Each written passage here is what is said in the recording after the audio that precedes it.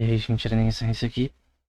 No episódio de hoje a gente vai falar sobre o paradoxo de Russell e que é extremamente importante para os fundamentos da matemática. Né? É um paradoxo que, por exemplo, ataca até a consistência de provas matemáticas. São importantes aí para você desenvolver teoremas que sejam é, prováveis, né?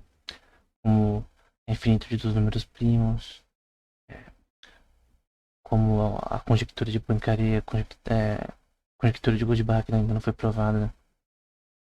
Todas essas conjecturas que são criadas, o próprio teorema, o último teorema de Fermat, se resolve esses problemas através de proposições lógicas, né?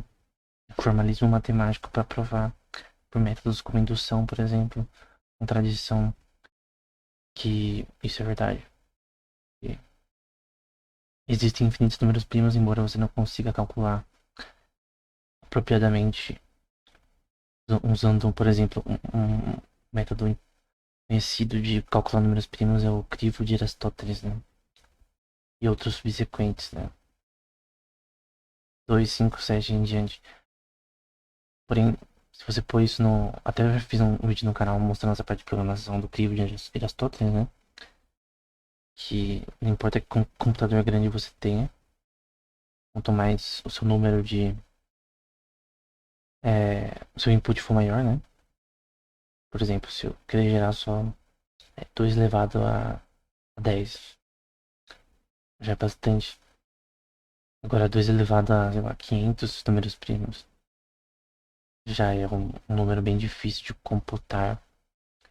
Mesmo você com uma máquina com várias placas de vídeo e coisas do tipo, né? Então tem vários problemas matemáticos que a gente pode colocar na forma de programação que não podem ser computados rapidamente.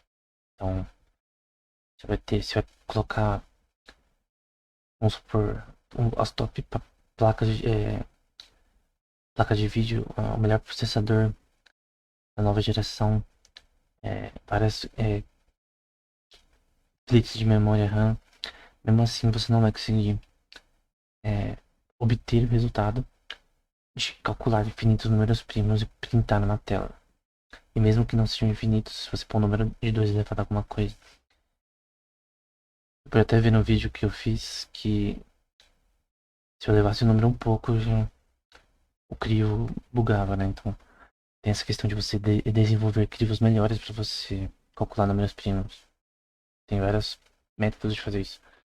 Tem a questão do qual que é o maior número primo calculado atualmente. Não só números primos comuns, mas números primos de Germain. Números primos complementares, por exemplo. Que no caso, entre aspas, eles parecem ser pares, mas não são. É, Carmichael Number, se eu não me engano é o nome. Também fizemos um vídeo de programação relacionada a isso. Então tem essa questão de coisas que não são calculáveis, mesmo que você. Vamos supor que você tenha uma placa de vídeo muito boa, várias placas de vídeo, um supercomputador. Tem que usar, às vezes, algoritmos mais eficientes para você calcular, por exemplo, essas questões.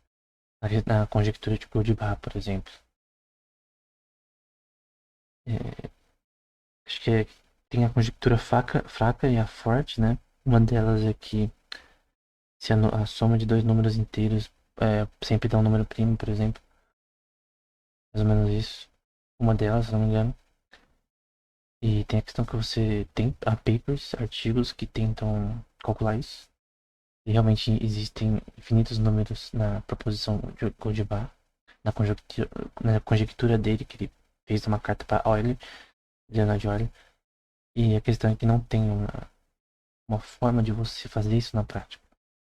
E por isso que provas matemáticas são importantes, porque elas estabelecem uma coisa que não podem ser resolvida somente através de uma forma prática computacional. Que antigamente não existia, né? Mas hoje em dia mesmo computadores muito potentes, tipo, se você pegar os melhores supercomputadores do mundo, você não vai conseguir ter vai ter uma cadeia de números primos que você não vai conseguir calcular. Porque é bem complexo, né? Tem um paper, vou deixar na descrição, por exemplo. Ele tenta simular uma galáxia no computador com acho que é 3 trilhões, 1 trilhão ou 3 trilhões de partículas. Seguindo as leis aí da física, da parte da simulação, demorou uma semana para rodar num supercomputador. Então, não lembro, não sei que computador foi, tá no paper aí de baixo, então tem essa questão que da dificuldade computacional, por exemplo, de simular o universo, por exemplo. Será que é possível? Com certeza, com o número de computadores que a gente tem, não. Tem um paper do Lloyd, que eu vou deixar na descrição também, que diz que a gente tem que ter 2 a 100 elevado a 120 bits para simular o universo, levando em conta todas as questões é, relacionadas à quantidade de informação do universo, levando em conta quarks, levando em conta. Ele também leva em conta a matéria escura. Se não me engano, sem matéria escura ia ser 2 elevado a 70, algo assim. Mas mesmo assim, não é computável. Né? A gente não tem capacidade computacional, mesmo com todos os computadores da Terra, de resolver alguns problemas matemáticos que são no momento incomputáveis, né? Você pode até falar, nossa, mas com um avanço tão grande, como que isso é possível, né? Claro que é possível. Antigamente não era possível você simular, por exemplo, os mapas de Minecraft que a gente tem hoje. O nível de memória que a gente tinha antes, né, de giga, hoje em dia é possível. A lei de Moore, que fala que a capacidade computacional cresce a cada 2 anos, tem sido aplicada. Tem teorias que mostram que talvez ela vai chegar no fim. Até pela questão da quantidade de. Normalmente, para você fazer um computador mais rápido, você faz os chips com transistores menores para caber mais no chip. Porém, quanto mais transistores. Perdão, menores são os transistores, mais você vai chegar numa lower bound, né? No sentido que seria. é, Fisicamente vai ter uma hora que é impossível você ir menor. Vai ter uma hora que é impossível você ficar menor. Eu sei que tá em 11 nanômetros. Atualmente, se eu não me engano. Acho que já tem alguns 14 nanômetros. Tem 11, tem 7, parece. Mas tem uma hora que isso tem problema. E quanto mais menor são os chips, mais problemas aí de interferência. Tipo um túnel ali, né? Que você vai pro nível cada vez mais microscópico. Você tem problemas aí na parte de física quântica que disturbam o sistema. Você tem forma de resolver isso. Mas ver quais são os problemas aí da computação. Tem coisas que a computação não pode fazer. Mas que os teoremas matemáticos podem resolver, né? A conjectura de Goldbach, seja a fraca ou a forte, não foram provadas. E por isso tem a questão de que, será que é possível você fazer provar a conjectura de Goldbach? Tem outra parte da conjectura que diz que acho que soma de cada número primo pode ser representado pela soma de dois números ímpares. Então, é uma questão complexa, né? Será que isso é verdade? Então, obviamente, a gente sabe que tem isso para vários números. Você pode fazer isso no computador para vários números. A gente fez isso no canal já, na playlist sobre programação para matemática, né? Mas a questão é que tem várias razões para acreditar que não seja nunca possível você chegar num ponto em que você vai provar a conjectura computacionalmente, né? Até porque o infinito é incomputável. Você precisaria de um, um sistema que roda infinitamente, mas nunca ia terminar porque é infinito. Então, não tem como você chegar ao infinito. Né? Eu creio que o infinito só é alcançável, né? Na mente de Deus, né? A nossa, mesmo computacionalmente, fisicamente, a gente não consegue chegar nisso, né? Do ponto de vista teológico, talvez até teria uma questão finita para Deus com relação ao infinito, né? Porque ele entenderia isso, ele entende isso de forma completa, né? Mas nós não conseguimos resolver isso de forma computacional. Então, o que nós precisamos? Teoremas matemáticos, através de provas matemáticas. Tem várias formas de se fazer isso. Tiveram várias tentativas para provar a conjectura de Goldbach. E várias delas foram vistas como erradas, né? Tem vários papers tentando provar a conjectura de Goldbach. Tiveram vários papers que tentaram provar o último teorema de Fermat. Mas o que foi provado posteriormente, né? Até recentemente. Teve várias tentativas de resolver a conjectura de Poincaré. Mas foi o Grisha Perelman que resolveu, né? Em 2001. Então, tem vários problemas que não parecem ter uma solução óbvia, né? Se P é igual a NP, por exemplo. Na parte da teoria da complexidade, né? Então, qual que é a questão aqui? O que é o paradoxo de Russell? Basicamente é um ataque a formalismo matemático, que ele pode levar a contradições. E ele segue assim. Primeiro, o que é um set? É importante aqui a teoria dos sets. A teoria dos sets é a base da matemática.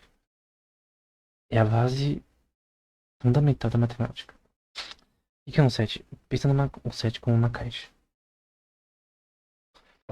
Dentro dessa caixa, a gente pode pôr objetos matemáticos. Esses objetos, eles podem, por exemplo, ser todos os números é, reais ou todos os números racionais. Então, uma caixa que vai só ter números racionais, não mais outros. Outra caixa vai ter só números complexos. Outra caixa só vai ter números negativos, outra caixa só positivos. Outra caixa vai ter todos os números naturais até o infinito. A gente pode definir dessa forma. Então, todas essas caixas a gente pode definir elas de várias formas. E a gente pode também dizer que dentro de uma caixa pode ter algumas regras que são permitidas dentro dessa caixa, por exemplo. Equações diferenciais do tipo smooth, que você consegue fazer as equações diferenciais geometricamente, né? De uma forma contínua. Então, é uma regra dessa caixa. Outra caixa a gente pode fazer, permitir translações de sistemas, dos objetos desse contexto. No caso da física, a gente tem partículas, né? Para descrever como as partículas funcionam. E cada uma dessas caixas a gente pode definir de alguma forma. A gente pode pôr várias coisas dentro dessa caixa. A gente pode pôr tanto números, os números naturais, a gente pode pôr números racionais juntos. A gente pode também pôr equações diferenciais de algum tipo específico, de segundo grau ou de primeiro grau, enfim. A gente pode pôr regras para essas caixas. Então a gente pode dizer que a matemática é dividida no que a gente pode fazer nessas caixas chamadas sets. Obviamente tem um limite do que a gente pode fazer.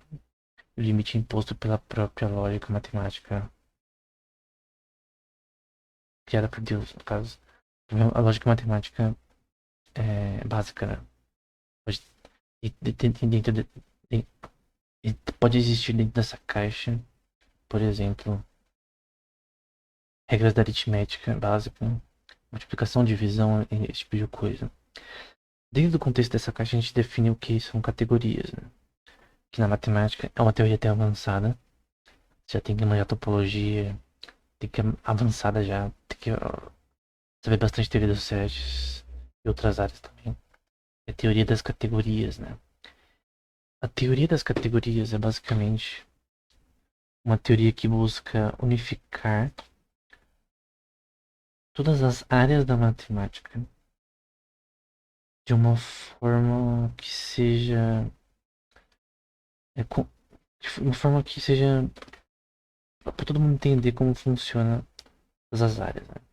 A gente tem a teoria dos grupos, que é análoga à teoria das categorias, né?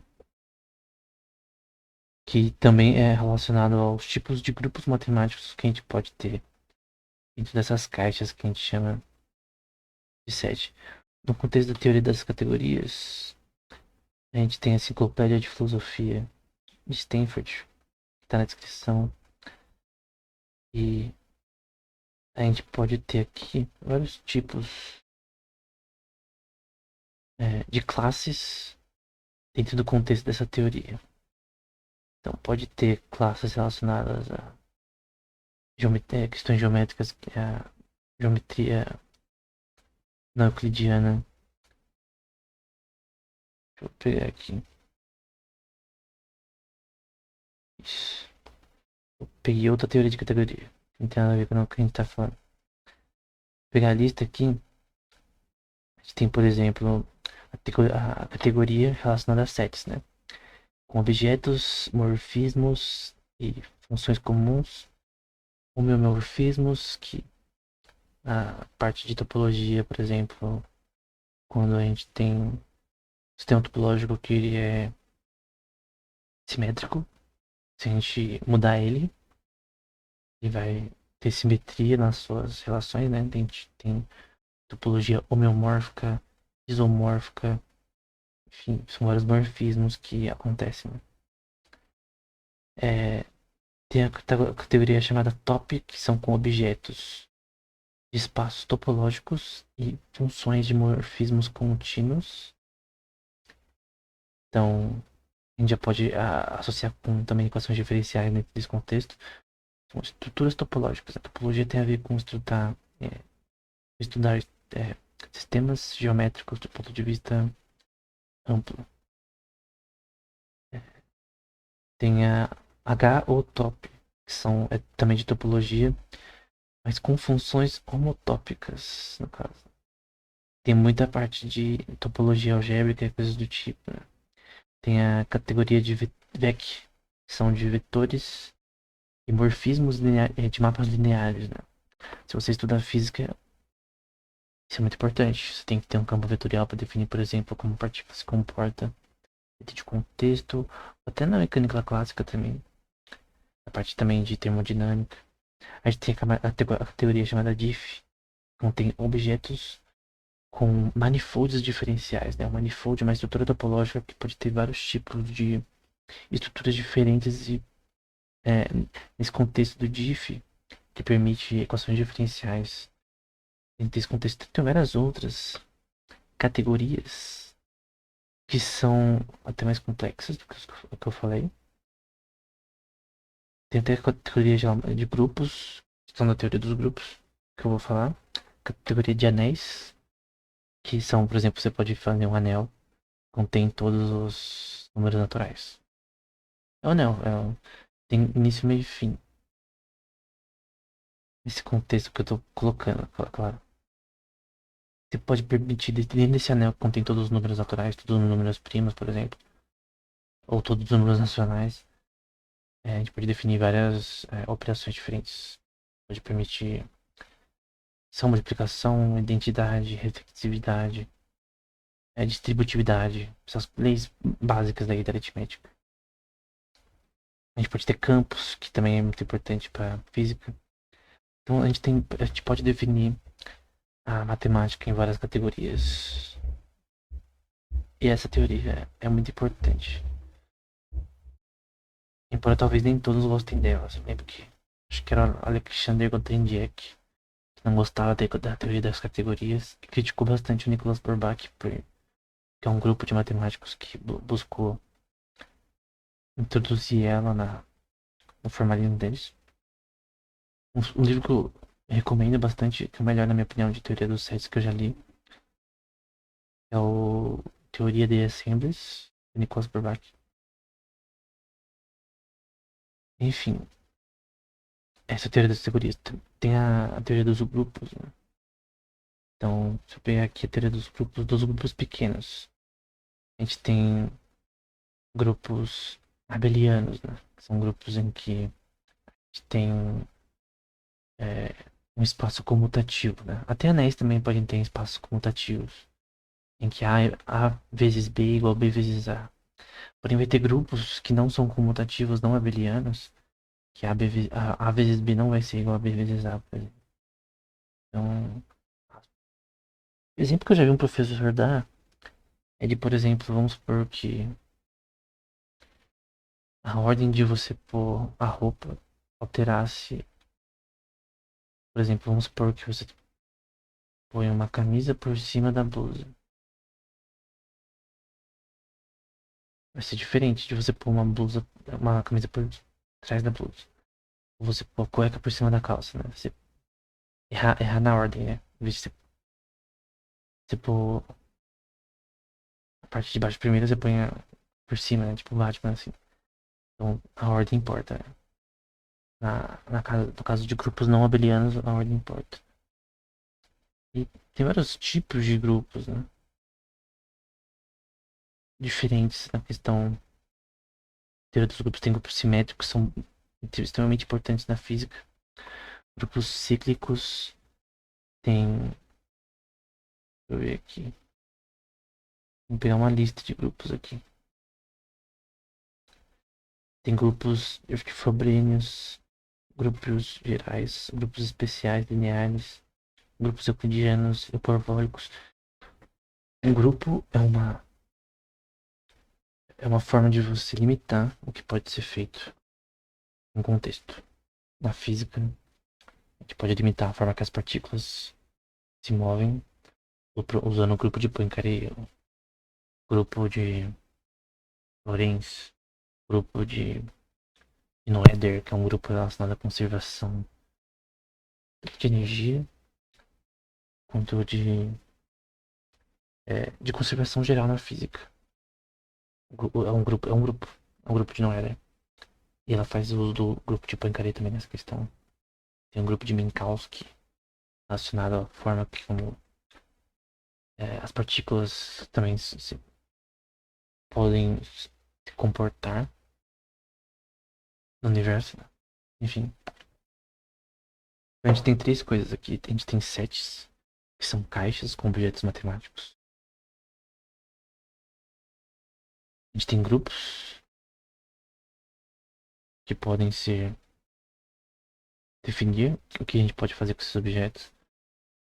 São as categorias, são diferentes classes de formas que a gente pode lidar com esses objetos. Então, indo direto ao ponto do paradoxo,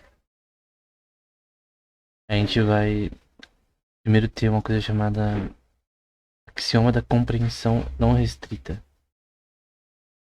que vai dizer que para qualquer fórmula φ de x, contendo x como sendo uma variável livre, né, nesse contexto, vai existir uma forma de você usar φ, né, que vai ser uma função nesse objeto, nesse set, né, nessa caixinha que a gente tem chamada x, dos quais os membros os objetos satisfazem que f de x é uma fórmula que funciona.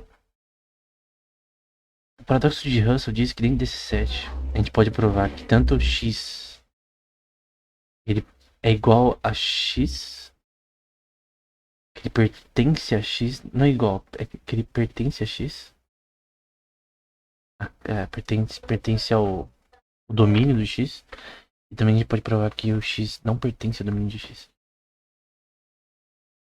Então, dentro de uma função f de x, a gente vai ter que x pertence a x, x sendo um objeto, né?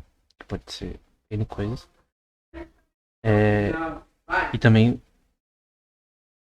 o contrário também pode ser dito, né? Que x não pertence a x, levando uma contradição, né? Como você pode dizer que algo pertence ou não a um domínio específico, né? Aí teve pessoas que tentaram fazer uma forma de lidar com esse problema, colocando uma regra a mais, porque obviamente isso é uma contradição que basicamente o princípio do que seria uma teoria de Gödel posterior, né? A teoria de Gödel diz que qualquer sistema axiomático consistente, ele não pode provar sua consistência por si mesmo.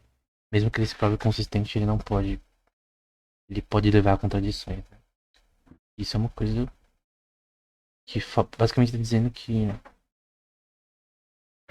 A teoria matemática tem limites, e até provas matemáticas têm limites lógicos que permitem você dizer mentiras e verdades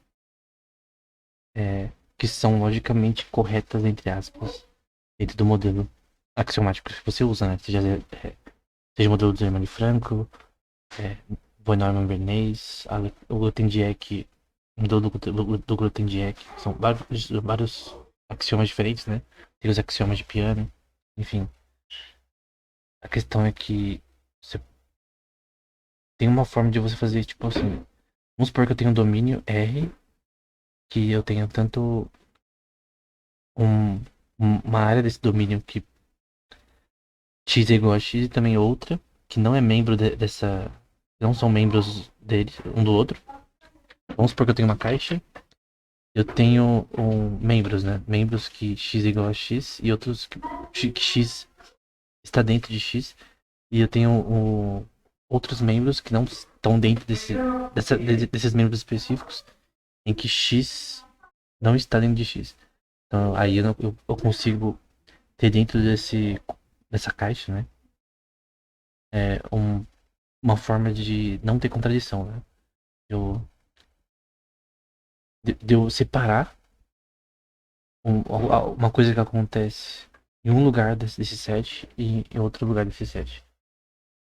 Eu sei que graficamente isso aqui é mais fácil de explicar, mas é basicamente isso. A questão é, tem como eu livrar esse paradoxo de Russell? Até o Russell tentou desenvolver uma coisa chamada teoria dos tipos para tentar resolver isso, mas criando uma hierarquia, né, de classes atreladas a essa, essas proposições lógicas, né? E obviamente ele falou também que não pode ter mais classes do que proposições lógicas, né? Que é o que pode acontecer. Você tem tantas classes que você fica numa confusão, né? Mas basicamente essa contradição foi o início do que seria posteriormente o Teorema de Gödel, que é uma generalização para tudo matemática. Todos os modelos axiomáticos que tentam explicar os fundamentos da matemática são inconsistentes, todos, sem exceção. Isso é o Teorema de Gödel de uma forma simples, né? Então a matemática tem limites. Tem até a questão da metamatemática, que é uma teoria que tenta provar o que pode ou não ser feito com a matemática, desde o ponto de vista computacional. O próprio décimo problema de Hilbert, que diz: você pode fazer um programa para resolver equações diafantinas de um grau alto.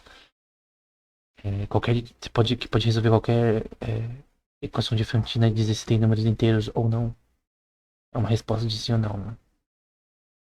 Isso foi chamado de Einstein-Dung Problem pelo David Hilbert. E foi provado que não, né? Que não pode. O décimo problema de Hilbert foi resolvido pelo Yuri Matsevich e outros também. Julia Robinson também foi importante. Mas a questão é que tem problemas na matemática que não tem solução. No caso, a metamatemática explica isso. Como o décimo problema de Hilbert não tem solução.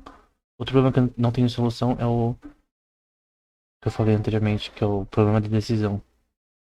A Tung Problem do David Hilbert, que diz que se a gente pode criar um programa numa máquina, por exemplo, num computador, é, que pode resolver se um programa, ele, quanto tempo ele demora pra falhar ou não, pra dar um problema, né? Chamado de Halt. Também é chamado de Halting Problem. E o Alan Turing provou que não, que é impossível, por mais que você tenha um modelo axiomático correto, ele chama de lambda cálculos, não é possível você, dentro desse contexto, criar um programa pra dizer se depois de um tempo o programa ele crasha ou não. Pense num crash como um crash tipo do League of Legends ou do Minecraft, né? Você tem como prever quando o Minecraft vai crashar depois de um tempo, porque o LoL vai crashar. Pra um sistema mais complexo que League of Legends e Minecraft, não. Talvez mesmo pra eles, né? É difícil você criar um programa pra resolver esse problema, né? Ah, o meu jogo, por exemplo, crasha em horas totalmente inesperadas. Então, não tem nenhuma razão lógica, na minha opinião, de que por que crashou. E às vezes a forma de crashar de um jogo, às vezes é totalmente possível de você achar. a falha, né? Eu não sou designer de games, mas talvez creio que isso aconteça, né? Por falhas no código. Então, o paradoxo de Russell, ele diz essa questão entre as soluções, você, por exemplo, como eu falei antes, você tenta separar os membros dentro desse set para dizer, para não ter contradições, né? Então, dentro desse campo desse set, x é igual a x, x pertence a x, e dentro de outro campo, x não pertence a x, né? Então, tem várias formas de você tentar burlar essas questões. Então, só que o problema é que não, no longo prazo não deu certo, né? E uma coisa que esse paradoxo ferrou foi, por exemplo, a teoria é, das fundações da aritmética de Gottlob Frege. Tinha a mesma ideia de David Hilbert de tentar axiomatizar a matemática, né? A ideia deles era criar um modelo axiomático que, se fosse perfeito, pudesse resolver todos os problemas da matemática e provar que a matemática não tinha contradições. Que não seria possível que ela não tivesse contradições lógicas. Mas o caso, nenhum modelo axiomático existente pelo teorema de Gödel, por inferências também do paradoxo de Russell, possui consistência lógica, né? Você pode falar coisas incorretas e corretas usando a lógica corretamente. Pode ter contradições lógicas que são inerentes do sistema. E isso afeta muito provas matemáticas. Provas matemáticas elas podem ser inconsistentes, até porque as provas matemáticas têm uma questão até linguística muito importante. Não é só números, você tem uma questão ali de lógica proposicional, a lógica por trás do seu argumento. Muito parte do argumento escrito matemático é escrita mesmo, com palavras. A matemática propriamente é uma linguagem, né? Então, você pode converter sentenças lógicas como meu gato não está na minha caixa, meu gato está na minha caixa, de forma matemática, né? Supor G pertence a X, ou G não pertence a X. O gato, no caso, pertence à caixa X. Você tem como converter sentenças matemáticas e vice-versa para português, por exemplo. Você tem, por exemplo, a própria inteligência artificial, né? Modelos de linguagem que tratam palavras como vetores. E a gente tem até como tratar matematicamente a distância entre palavras, né? Obviamente, futebol está bem distante de geladeira, mas está próximo de bola. E principalmente próximo de bola de futebol, caso específico. Então, você tem como definir a distância euclidiana, geométrica, entre palavras. Isso do contexto semântico humano, né? Para nós, seres humanos, uma bola diferente de uma geladeira. Você consegue separar as coisas de forma semântica e ter um modelo de linguagem como o ChatGPT que consegue simular a linguagem muito bem, né? Então, todas essas questões têm um fundamento axiomático, né? Aritmético básico, né? Mas tanto o teorema, o paradoxo de Russell, que não foi resolvido propriamente, e até o teorema de Gödel faz ele ficar mais complexo ainda, mostram essa questão, né? Teve até um axioma da separação que tentou basicamente fazer o que eu falei antes, né? Não permitir que houvesse a contradição de um x estar em x e não estar em x. Imagina que eu dissesse que eu tenho uma caixa cheia de gatos e outra caixa também cheia de gatos, que é do mesmo tipo, né? Obviamente, fisicamente eles estão separados, né? Mas vamos supor que eu pudesse dizer, e que fosse correto dizer que a caixa de gatos que eu tenho, que estão separadas, né? Estão juntas e pertencem ao mesmo campo, à mesma posição e espaço que ela. Seria estranho. Fisicamente seria impossível. Então, é uma forma conceitual de ver o paradoxo de Russell. Então, é só uma questão específica, mostrando que existem contradições na matemática. Isso ferrou totalmente a ideia axiomática de David Hilbert e de Frege. A metamatemática mais ainda usa essas questões para provar o que pode ou não ser feito na matemática. E basicamente é isso. O paradoxo de Russell assim como o Teorema de Gödel, são extremamente importantes para mostrar a inconsistência da matemática e que nem sempre que algo que está sendo dito logicamente correto é verdade, né? Então é isso, até o próximo episódio.